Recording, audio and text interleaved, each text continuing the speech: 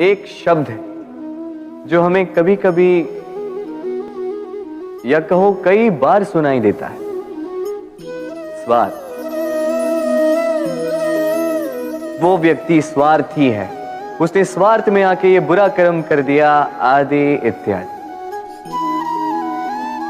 देखा जाए तो संसार स्वार्थ को पाप का मूल मानने लगा, परंतु क्या स्वार्थ सच में बुरा है? नहीं।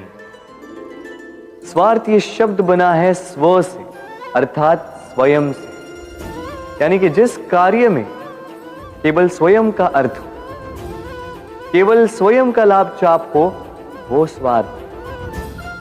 अब प्रश्न ये उठता है कि आपका स्व क्या है? यदि आपके स्व में केवल आप हैं तो आप अवश्य स्वार्थी हैं। यदि आपके स्व में परिवार सम्मिलित है तो आप परिवार्थी हैं। यदि आपके स्व में अन्य लोग सम्मिलित हैं तो आप परोपकारती हैं। और यदि आपके स्व में ये संसार सम्मिलित है तो आप परमार्थी हैं। तो अपने स्वार्थ से दूर ना जाएं, उसका विस्तार करें। अपने अस्तित्व का विस्तार करोगे तो ये स्वार्थ स्वयं ही परमार्थ में बदल जाएगा। आप इस संसार में ऐसे कई लोगों को जानते होंगे जिन्हें आप स्वार्थी मानते हैं, जो आवश्यकता पड़ने पर ही आपको स्मरण करते हैं, किंतु जैसे ही उनके आपके सहायता की आवश्यकता पड़ती है, हाथ जोड़कर आपके सामने सज्ज रहते। बड़ा क्रोध आता है ना इन पर, मन खिन्न हो जाता, मन से ये स्वर निकलता है कि इस व्यक्ति की सहायता न करें। ऐसा कभी मत कीजिए। आप सोचेंगे क्यों कह रहा हूं मैं ऐसा? स्मरण रखिएगा, दीपक का स्मरण व्यक्ति केवल तभी करता है जब अंधकार गहरा हो जाता है। उसे स्वार्थी मानकर स्वयं व्याकुल ना हो, स्वयं को दीपक मानकर आनंदित होइए। भाग्यवान समझिए खुद को कि आप इस संसार में किसी की सहायता करने योग्य हैं। किसी के स्वार्थी होने से स्वयं का दृष्टिकोण न बदले। बस ये दृष्टि रखिए स्वयं के परमार्थ पर। मन प्रसन्न होकर बोले, राधे राधे। मनुष्य की एक विशेष प्रवृत्ति होती है, वो कभी स्वयं से संतुष्ट नहीं रहता, कभी स्वयं से प्रसन्न नहीं रहता। जो है उससे अधिक पाना चाहता, जो पा लिया उससे आगे बढ़ना चाहता, अपने जीवन में बदलाव, परिवर्तन लाना चाहता। और ये प्रवृत्ति संसार में सबसे महान है, क्योंकि इसी प्रवृत्ति के चलते संसार में विकास होता है। किंतु इस बदलाव के लिए मनुष्य उसकी खोज में रहता है जो उसके जीवन में बदलाव ला सके, उसे मार्ग दिखा सके, उसके जीवन में परिवर्तन ला सके। और इसके लिए मनुष्य संसार भर में उसे खोजता है जो उसके पास है।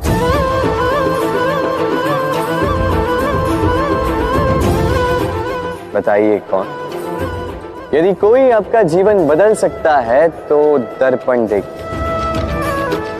वो आप स्वयं है जो आपका जीवन बदल सकते हैं। वो आप स्वयं है जो स्वयं को मार्ग दिखा सकते हैं, जीवन में बदलाव ला सकते हैं, परिवर्तन ला सकते हैं। इसलिए पहचानिए अपनी भीतर की शक्ति को और विश्वास कीजिए, इस संसार में आपसे अधिक शक्तिशाली और कोई नहीं। जीवन बदल जाएगा। और अंधविश्वास का नहीं, आत्मविश्वास का हाथ थामिए, आपकी समस्याएं स्वतः दूर हो जाएंगी। मन बड़ी ही विचित्र कृति है। ये मन शरीर के किस अंग में बसता है कोई नहीं जानता, किंतु संपूर्ण शरीर इस मन की इच्छा साकार करने के लिए प्रयास करता रहता है। अब यदि मन कुछ खाने का करे तो व्यक्ति उसकी वनो उपवनों की इच्छा साकार करने का माध्यम ढूंढता रहता है। अब यदि मन किसी को शत्रु समझ ले तो व्यक्ति उसे नष्ट करने का हर संभव प्रयास करता है। अब यदि मन किसी से प्रेम करे तो उसकी प्रसन्नता के लिए हर सीमा लांघने के लिए सज्ज रहता है। परंतु जीवन सुखद हो इसके लिए आवश्यक है कि मन खाली हो। इस बांसुरी की भांति भीतर कुछ भी नहीं, न राग है न द्वेष, तब भी तार छेड़ने पर स्वर निकलता है। इसी प्रकार मन को भी भावनाओं से मुक्त रखना आवश्यक है। स्मरण रखिए, मन में कुछ भर के जियोगे तो मन भर के जी नहीं पाओगे। भूल और मनुष्य, इन दोनों का संबंध कुछ वैसा है जैसा पंख और चिड़िया का, जैसा धारा और नदिया का। यदि भूल मनुष्य के स्वभाव का इतना महत्वपूर्ण अंग है तो आप सोचिए, इस पर लज्जा क्यों? इस पर लज्जा करना ठीक है ही नहीं। वैसे देखा जाए तो भूल हमें स्वयं को और श्रेष्ठ बनाने का अवसर देती है, पहले से अच्छा प्रदर्शन करने की प्रेरणा देती है। अब कदाचित आप में से कुछ इस बात से सहमत नहीं हो, क्योंकि बहुतों की दृष्टि में भूल दोष को जन्म देती है, दोष अपराध को, और अपराध के लिए क्षमा नहीं, दंड मिलना चाहिए। किंतु क्या आपने कभी सोचा है कि ऐसा क्यों होता है? क्या कारण है इसका? इसका कारण है भूल स्वीकार करने से बचना। यदि आप कोई भूल करोगे और उसे स्वीकारोगे नहीं तो वो भूल दोष में बदल जाएगी और वो दोष अपराध। तो साहस रखिए, अपनी भूल को स्वीकार करना अपनी भूल को सुधारने की दिशा में सबसे पहला कदम होता है। और स्मरण रखिएगा, यदि कुछ अपराध है तो वो है समय पे अपनी भूल ना स्वीकार। हमारा शरीर प्रकृति की सर्वोत्तम रचना है। जो अंग, जो तत्व हमें मिले, उन सब का अपना अपना एक संदेश है। दो आंखें दी हैं देखने के लिए, दो कान दिए हैं सुनने के लिए, नथुने भी दो, दो हाथ दिए हैं दोहरा परिश्रम करने के लिए, किंतु जीव केवल एक। उस पर भी नुकीले बलिष्ठ दांत दिए हैं उनकी रक्षा के लिए।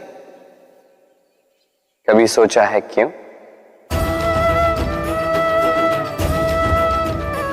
क्योंकि शब्द और शब्दों का उपयोग मनुष्य का सबसे बड़ा शस्त्र है, जिसका उपयोग जितना सोच समझकर किया जाए मनुष्य जीवन में उतना ही ऊपर उठता है। तो समझे ना? देखो, सुनो, समझो अधिक, बोलो कम। मनुष्य का स्वभाव है कमाना, संग्रह करना, फिर चाहे वो धन हो, नाते हो, संबंध हो या हो प्रसन्नता। परंतु क्या आपने कभी सोचा है, नियति ने यह संग्रह करने की प्रकृति मनुष्य में क्यों डाली? एक बीज से पौधा पनपता है, उसके भोजन से फल संग्रहित होता है। क्यों? इसलिए ताकि वृक्ष उसे स्वयं खा सके? नहीं, बल्कि इसलिए ताकि वो भूखे जीवों में बांट सके। अब आप पूछेंगे कि इसमें वृक्ष का क्या लाभ? लाभ है, क्योंकि जो बांटता है वो मिटता नहीं। जो फल ये जीव खाते हैं वो उसके बीजों को वातावरण में बिखेर देते हैं, जिससे जन्म लेते हैं नए वृक्ष। उसकी जाति, उसका गुण, उसकी मिठास अमर हो जाती है। इसलिए स्मरण रखिएगा, अमीर होने के लिए एक एक क्षण संग्रह करना पड़ता है, किंतु अमर बनने के लिए एक एक कण बांटना पड़ता है। कभी बरगद के वृक्ष को देखा है?